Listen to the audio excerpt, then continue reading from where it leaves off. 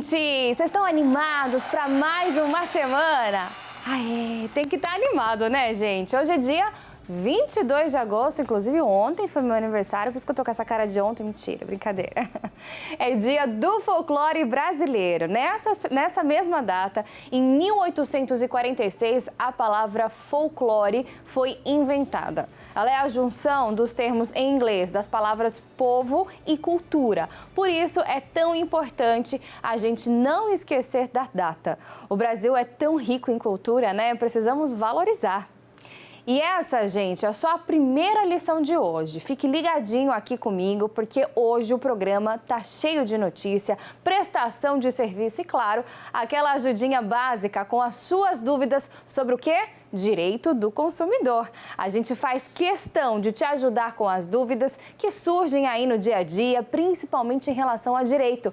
Então, diretor, pode soltar a vinheta da defesa do consumidor.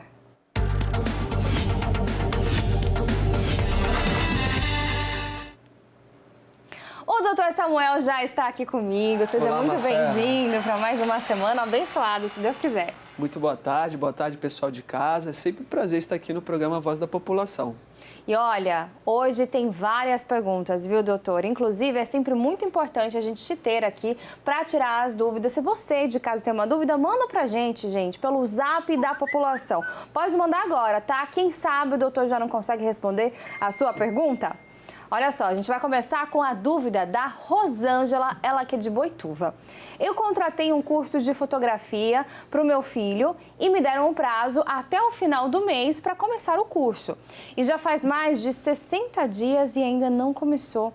Eu tenho direito de cancelar o contrato e ser ressarcida do valor que eu já paguei? Bom, então a nossa telespectadora vai fazer o seguinte: informar a parte contrária, a escola, através de um e-mail, uma carta com aviso de recebimento ou até uma mensagem do WhatsApp, que é válido como prova judicialmente. Então ela vai manifestar essa vontade dela, né? Informar que o contrato não foi cumprido por parte da escola e ela deseja rescindir o contrato e receber o dinheiro de volta. Caso a escola não faça essa devolução, ela deve procurar o PROCON da sua cidade e até mesmo o juizado de pequenas causas para poder ingressar com uma ação pedindo essa devolução dos valores que ela pagou. Perfeito, é sempre importante também o doutor frisar que quando você às vezes precisa procurar um advogado, já partir para a justiça, ou muitas vezes tem esse caminho, por exemplo, de antes procurar o PROCON para fazer valer o seu direito. Então, por isso, se você tiver uma dúvida, pode mandar para a gente que o doutor aqui responde, tá bom? E olha só, a Ana Paula do Distrito Federal, olha, de longe também, acompanha a gente pelo YouTube, mandou essa pergunta. Desde o ano passado, o banco faz ligações e envia inúmeras mensagens de cobrança no meu número de celular, sendo que eu já informei que esse número não é dessa pessoa que está devendo. O que eu devo fazer com tanta perturbação? E olha, vou falar, inclusive, que essa não é só uma dúvida dessa nossa telespectadora. Muita gente, inclusive, reclama disso, né, doutor? Sim, Marcela. Hoje, você consegue identificar quando você recebe essas chamadas, né, de telemarketing, de cobrança, com aquele prefixo 0303. Mas algumas empresas ainda não cumprem a legislação e ligam de telefones comuns. E você acha que é uma ligação importante, alguém que quer entrar em contato com você, e é uma ligação que sequer é para você. É uma outra pessoa que tem uma dívida e você recebe aquela ligação de cobrança. E por vezes você informa, olha, esse número não pertence a esta pessoa, eu me chamo fulano de tal, não sou ciclano que vocês estão cobrando, e perdura essas cobranças. Ela pode fazer o quê? Existe um site que você pode cadastrar o número daquela pessoa que está te ligando para que seja feito o bloqueio daquela ligação, né? Então ela consegue fazer esse bloqueio de chamada, não só pelo aparelho dela, mas também como esse site, né, do PROCON, que tem esse cadastro, para você cadastrar o seu número para evitar esse tipo de ligações. E ainda assim, se essa conduta dessa empresa persistir, ela pode se valer do judiciário, pode ingressar com uma ação de obrigação de não fazer, para que aquela empresa não efetue chamadas para o número dela, sob pena de aplicação de uma multa diária em caso de descumprimento.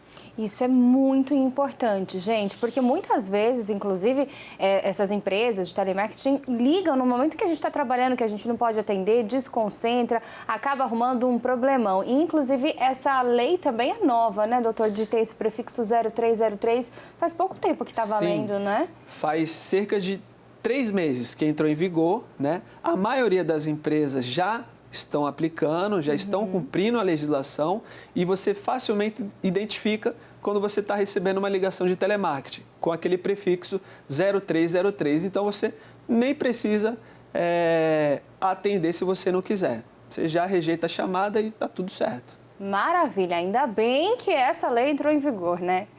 E olha só, agora a gente tem a dúvida da Gislaine, ela que é de Praia Grande. Ela diz o seguinte: eu comprei um carro e no laudo estava aprovado, mas sempre fiquei na dúvida e fiz um novo laudo e foi reprovado com várias avarias. Eu posso devolver o carro ou o que eu tenho que fazer a partir de agora? Ótima pergunta da nossa telespectadora, Marcela.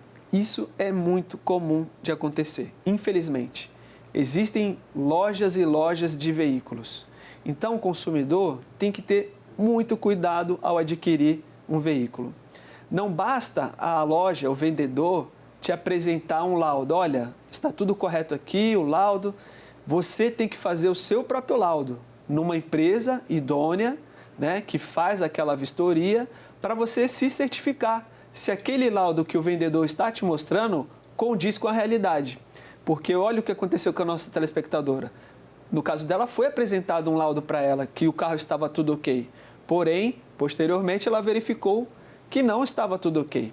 E o que ela pode fazer nesse caso, Marcela? Ela pode fazer o seguinte: ela pode confrontar esses 2 laudos, chegar na loja onde ela comprou esse veículo e falar: olha, vocês me venderam um veículo que não estava regular, estava com algumas avarias, tinha algumas pendências. Vocês me ludibriaram e eu quero um abatimento do valor que eu paguei daquele veículo. Ela tem esse direito de obter um abatimento proporcional do preço do valor daquele carro que ela pagou, tendo em vista que é um carro que possui avarias, ou até mesmo desfazer o negócio. Ela pode rescindir aquele contrato de compra e venda, devolver o veículo e receber o valor que ela pagou de volta, se assim ela quiser.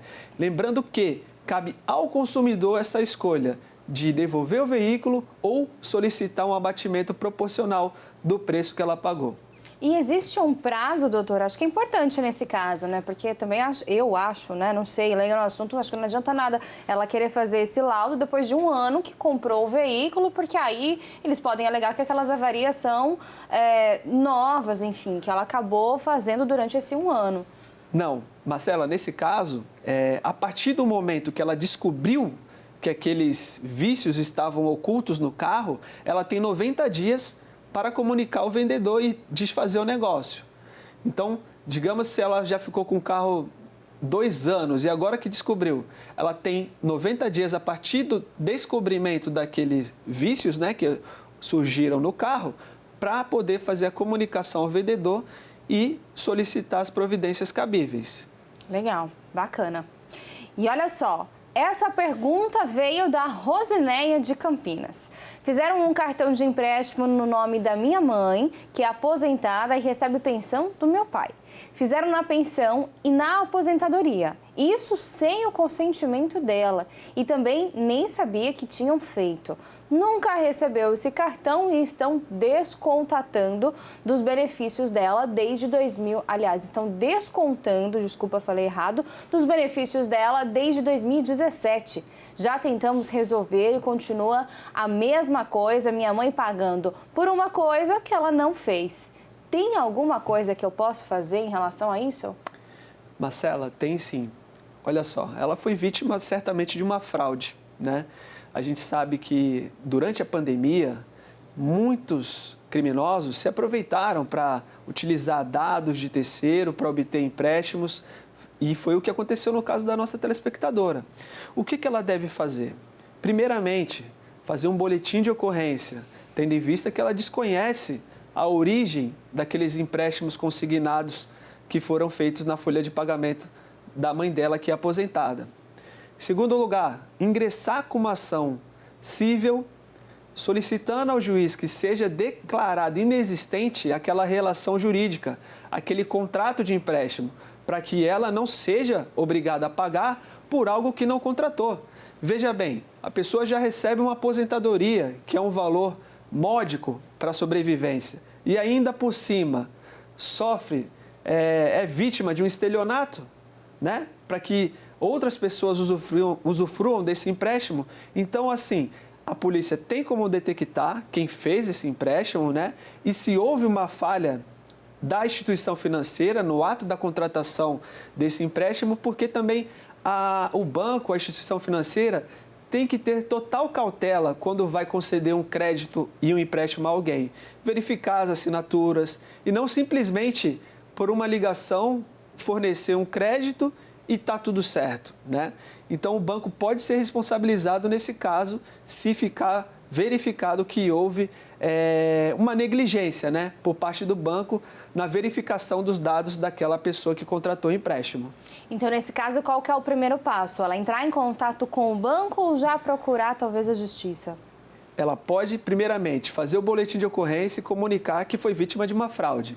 Segundo, ingressar com uma ação direto, porque com o banco não vai ter conversa. O banco vai falar, olha, eu concedi um empréstimo, você solicitou e não vai ter conversa. Então, o segundo passo é ingressar com uma ação na justiça pedindo que seja declarado inexistente aquele empréstimo. Porque aí ela consegue, talvez, o dinheiro de volta. Exatamente. Tá legal. Então fica a dica, hein? Anotou direitinho? Olha só, a Jennifer de Monte Alto quer saber o seguinte: vendi meu iPhone por um site, foi entregue e não recebi o pagamento. Liguei no site, disseram que não tinha nada na plataforma e a pessoa me bloqueou. O que eu posso fazer? Mais um golpe aí, né? Pois é, Marcela, olha só. Hoje é muito comum as vendas online, né? A gente vê diversas plataformas que nós, como pessoas físicas, podemos anunciar o nosso produto. Por exemplo, eu não estou satisfeito mais com o meu celular, vou trocar, eu coloco lá no site. E aquele site que hospeda o meu anúncio, digamos assim, ele tem responsabilidade também, porque ele recebe uma porcentagem em cima da minha venda. Então, né, essa questão que a nossa telespectadora colocou aqui é fácil de ser resolvida. Se ela fez a postagem do aparelho celular, a pessoa que comprou recebeu e ela não recebeu o valor da plataforma que ela anunciou, ela pode acionar essa plataforma na justiça, pedindo o pagamento daquele bem que ela vendeu naquele site. Tá certo. Ou seja, também é partir direto para a justiça, porque aí ficou difícil a comunicação, até porque a pessoa responsável pela plataforma, que ela tinha contato ali, a bloqueou também no celular. Exatamente, Marcela. Ela pode até tentar uma negociação junto ao PROCON, que a gente sabe que o PROCON possui altos índices de solução de conflitos, né? E, muitas das vezes, evita-se uma demanda no judiciário que pode levar meses, anos, né? A gente sabe que nosso judiciário já está abarrotado de processos, né? Possui inúmeros recursos para serem analisados e isso pode levar um grande tempo numa questão que pode ser facilmente resolvida junto ao PROCON da sua cidade. Tá legal. E olha só, gente, para encerrar, tem a questão do Glácio. Ele que é de Campinas. Ele disse o seguinte: como que eu consigo pagar uma multa criminal que foi protestada injustamente? Marcela, excelente pergunta do nosso telespectador. O que acontece? Muitas das vezes, o processo criminal, a pessoa é condenada a pagar uma multa. E se ele não paga aquela multa vira uma execução fiscal. E o que é uma execução fiscal? É um processo judicial em que aquela dívida, aquela multa, pode ser protestada, né, e o nome dele ser negativado, em razão daquela dívida que não foi paga. No caso do nosso telespectador, para ele sanar esse problema, né, ele deve fazer o seguinte: verificar inicialmente se esse processo, se essa multa virou uma execução fiscal. Se ela virou uma execução fiscal, ele tem que contratar um advogado para que esse advogado possa fazer o depósito em juízo do valor daquela multa que está sendo cobrada através de execução fiscal. Agora, Se não virou uma execução fiscal e ela apenas foi protestada no processo criminal em que ele foi condenado, ele pode se dirigir ao fórum, solicitar as informações lá e fazer o pagamento daquela multa judicialmente, né? Através de um depósito no banco que tem dentro do fórum. E nesse caso não cabe assim juros em cima daquela multa? Cabe. Essa multa criminal, ela é corrigida monetariamente, né? E também tem uma multa de cerca de 2% em razão do inadimplemento dela. Tá legal, então muita atenção se você recebeu, né? Doutor, mais uma vez, muito obrigada pela sua participação, por trazer todos esses esclarecimentos para o nosso público, para os nossos telespectadores, aê! E para a gente também, para que a gente consiga começar a semana com o pé direito, né? Agradeço demais a sua presença Obrigado, aqui, tá? Marcela. Sempre um prazer estar aqui no programa Voz da População, esclarecendo, né, as dúvidas que os telespectadores mandam e sanando, né, evitando que os nossos telespectadores venham sofrer golpes, né? E a gente está aqui para ajudar todos eles. Antes de ir embora, deixa também suas redes sociais, por favor. Pode deixar. Meu Instagram é @drSamuelSoares. Siga o doutor por lá também, tá? Que ele responde as mensagens também, as dúvidas dos nossos telespectadores.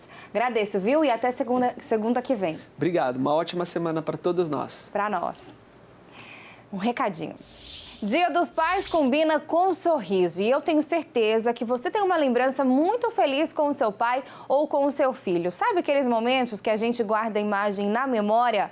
Pois é, se você quer voltar a sorrir ou presentear seu pai com um lindo sorriso, venha para Vamos Sorrir, pois agora em agosto, mês dos pais, a Vamos Sorrir está com a campanha nacional dos implantes odontológicos, para o paizão sair de sorriso renovado. São mais de 90 clínicas Vamos Sorrir pelo Brasil inteiro, com tecnologia de última geração e profissionais especializados em implantes odontológicos.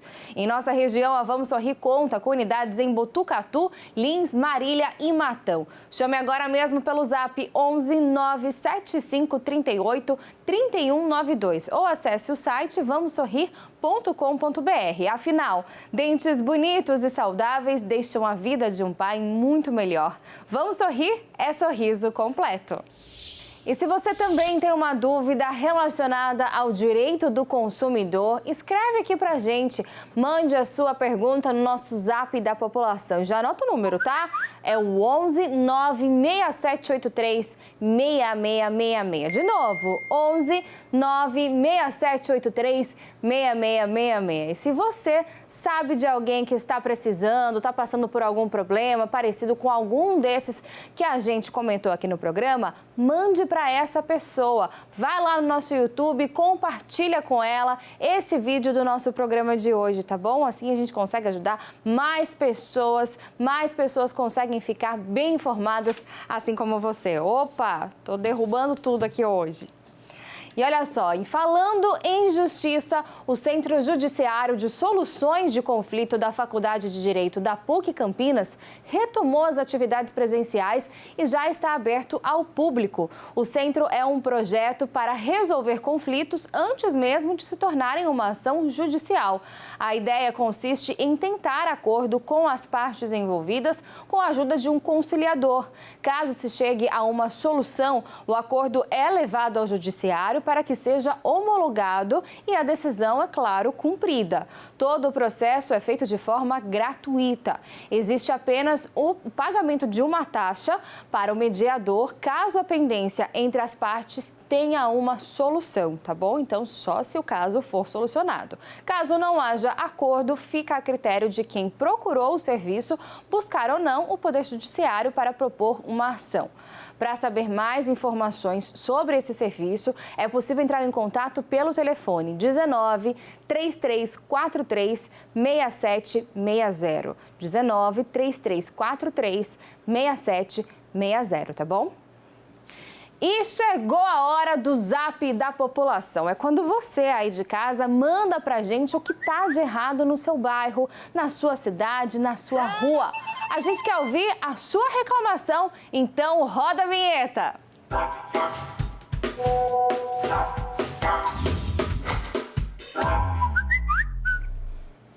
E olha só, moradores de bairros de Campinas sofrem com a falta de uma passagem segura sobre uma linha férrea. A passagem divide os dois bairros, mas não tem sinalização e nem espaço adequado para os pedestres. Aí o risco é grande quando precisam passar, principalmente os mais idosos e mães com crianças, durante a noite, né, gente? Nós cobramos, é claro, uma providência do Departamento de Iluminação da Secretaria de Serviços Públicos de Campinas. E antes mesmo de falar o que eles responderam, eu quero chamar a atenção para essas imagens. Olha só que absurdo, gente. As pessoas tendo que atravessar, olha só, essa mulher carregando a bicicleta e se arriscando ali, inclusive a ser atropelada. A gente acha que essas coisas só acontecem em filme, em desenho animado, mas não, gente. Isso é muito perigoso. O trem não consegue parar. Muitas vezes você está passando por ali, você não escuta o barulho. É de repente. Deus que me perdoe, mas imagina só uma pessoa tropeça e cai em meio a essas pedras, ou então enrosca o sapato. Olha só que absurdo.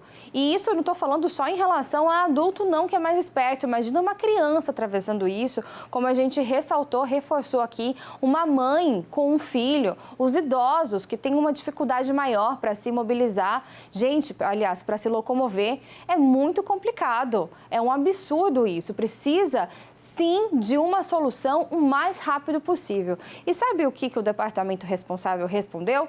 Segundo o departamento, o local tem a estrutura de iluminação pública próxima à passagem da linha férrea e uma equipe deve ir na semana que vem vistoriar o local e verificar as condições das lâmpadas e da luminosidade para tomar as providências necessárias. Por favor, né, gente? Inclusive, eu acho que isso não deveria ser passado para a semana que vem, não. Deveria ser já, o mais rápido possível, porque iluminação pública, o nome mesmo já diz, é direito de toda a população, é pública, gente. É para que as pessoas consigam enxergar, para que haja também mais segurança, porque com iluminação as pessoas conseguem ter ali uma ideia de onde vão passar, como vão passar, não é mesmo? Então, por favor, prefeitura, que consiga solucionar esse problema o mais rápido possível.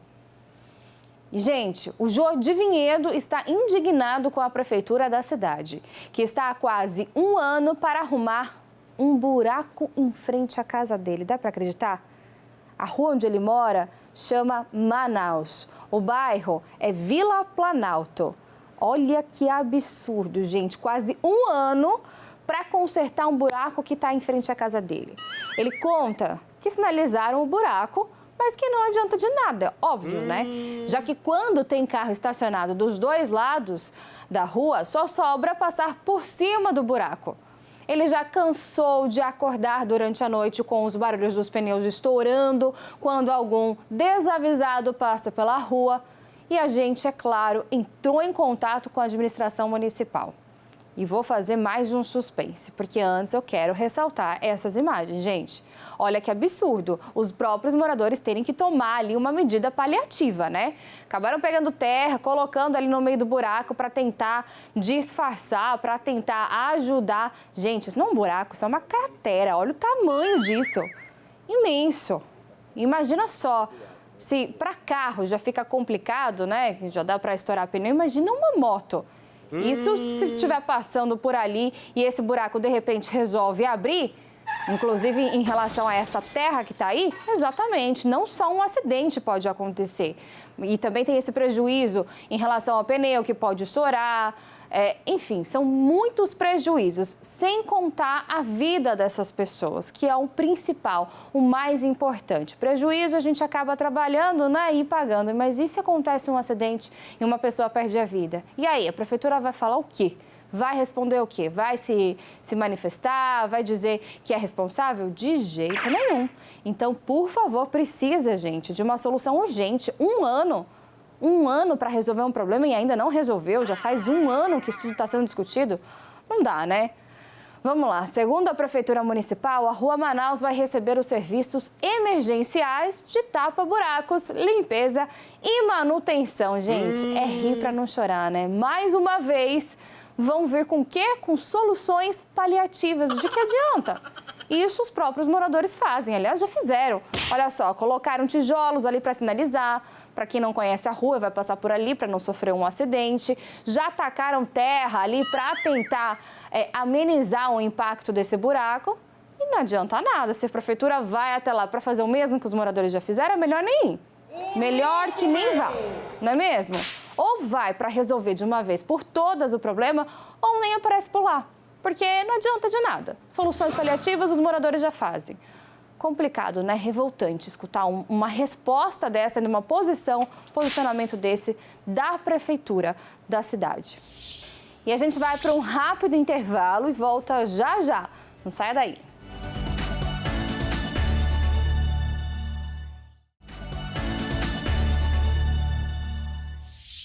Estamos de volta e a semana apenas começou, gente. Começamos, como eu comentei aqui com o Dr. Samuel, que estava ao meu lado, com o pé direito. E agora eu quero saber como é que vai ser o restante da sua semana. Eu sempre pergunto como vai ser o fim de semana, mas a semana também é tão importante quanto o nosso descanso. Então, bora lá energizar para que a gente tenha uma semana muito produtiva e cheio de alegrias, tá bom? Grande beijo para você, porque a gente vai ficando por aqui, mas amanhã tem mais A Voz da População, tá bom?